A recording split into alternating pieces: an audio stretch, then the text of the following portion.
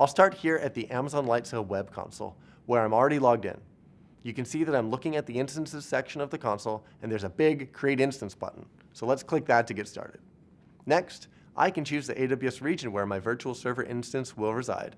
We have regions all over the world, but in this case, I'll choose to place the server in AWS's Oregon region in the United States. I also get to select the operating system that I want to run on.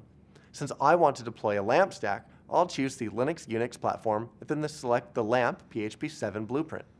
I could choose to go with a blueprint that only installs the OS, but by picking the LAMP blueprint, I'll get a server set up with PHP, Apache, and MySQL.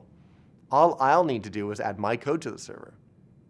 Next, I'm going to paste in a simple launch script here to add my code. This is a set of commands that will only run once when the server is first initialized. And what it does is it starts off by deleting the default website, because by default, the LAMP stack blueprint includes a default website managed by Apache. We're going to delete that so we can have our own website. Then we'll use Git to clone the application out of our Git repo. Then there's a special connection values file that we'll set appropriate ownership on. And we'll copy the password into our configuration file and create our MySQL database using that password to connect to MySQL running on the server. This is a pretty standard installation script. It's the same sort of script you'd run on a virtual machine or a physical server. It's just a set of steps we're doing to install our application in a scripted fashion. Next, I'll set my server to backup automatically, and I'll select the desired time of day when I want the backups to occur.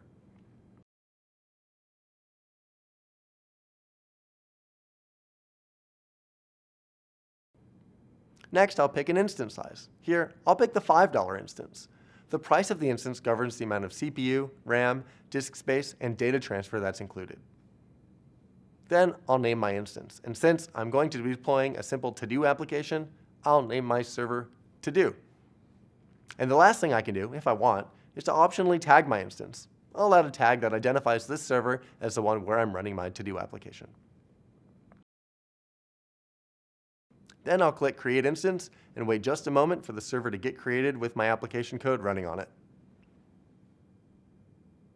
So the server is now running. I can see its status there under its name, and I can copy the public IP address of the instance and then go to that in my web browser. So here's my simple to-do PHP app running. And if we look at these values that my app prints out, you can see that the front-end host is showing the local IP address of the web server. And the database host says localhost because in this case, the database server and the app server are on the same machine. MySQL is running alongside Apache and the PHP engine here on the same Lightsail instance. And that's it.